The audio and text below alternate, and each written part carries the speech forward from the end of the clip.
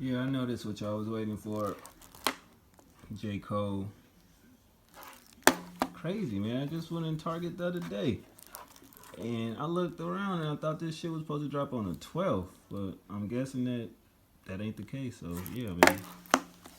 It's in store. So let's open it up and see what's popping with, young J. Cole out here.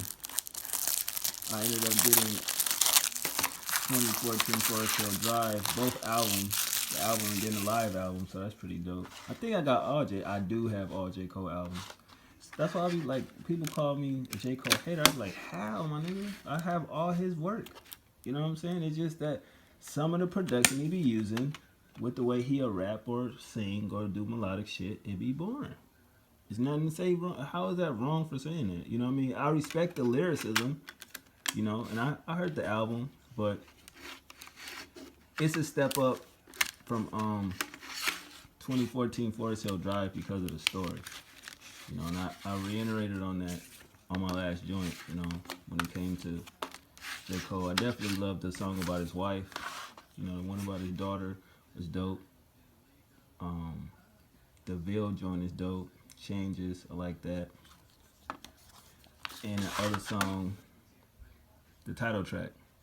So, I mean, it's not really a bad. I mean, Deja Vu is, Neighbors is another one, and Folding Clothes is straight. Only because I do, fold clothes here and there. But yeah, man, this album was cool.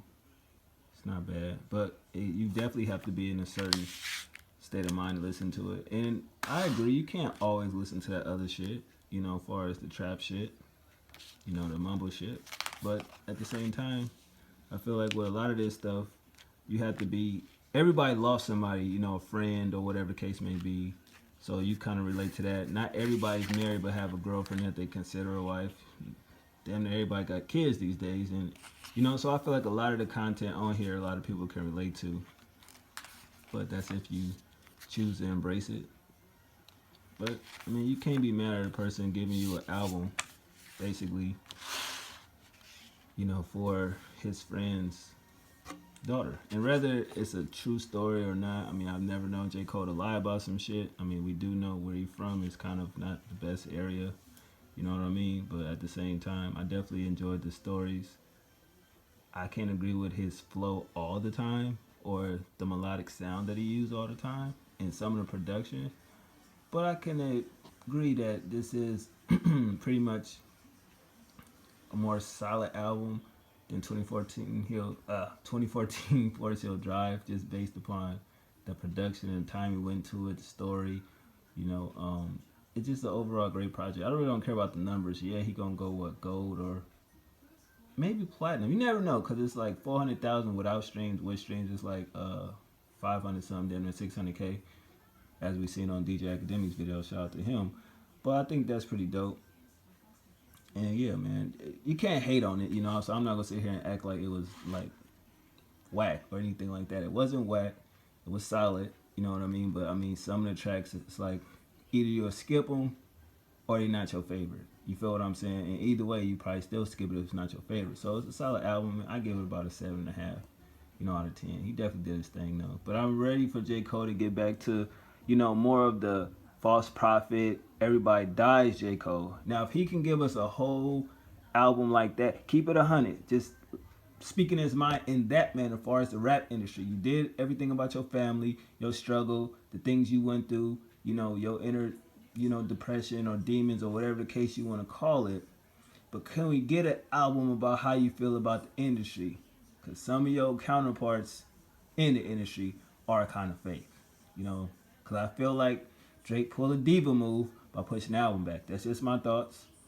As soon as I seen it last night, I was gonna do a video last night and didn't, so a couple people probably beat me to it. But I feel like he being a diva. But I would love an album like that with False Prophet, Everybody Dies, music like that, to where it's just like holy shit. Like now that's the part of rap that I admire from J. Cole, like from Friday Night Lights, which is my favorite project from him. And I kind of enjoyed his debut. Felt like Born Center, whatever with that. But that's more of the the come up, the warm up. That's the J. Cole that I was introduced to, that era. Before as he got in the mainstream, I'm not saying nothing changed, but I just it felt like he was more hungrier back then. And in my opinion, he don't even need Jay-Z no more. I would love to know, how do you feel about, since you're speaking on Kanye, how do you feel about how Hove is? Because it's like, yo, you these two albums, the last two you just dropped, prove you don't really need him no more. And then what the fuck really did he do? He gave you a platform and you tried it his way. I say with the first two bodies of work. The last two bodies of work, your way worked a little bit more than his way did. So what really, in its hindsight, what did Hove do besides give you a platform? You know what I mean? And you definitely, I feel like, I won't say as big of an artist as Jay Z, but he kind of got more relevance in the culture. That's just me, being whatever. But yeah, man, J. Cole definitely did his thing. There go the city opening. That's my thoughts on the album. And y'all was waiting for a review, but I know it wasn't gonna review it. Just gonna talk about it. So hopefully I picked the album up. If you didn't, I'll probably pick one up and give it away as a, somebody's Christmas present. Holla.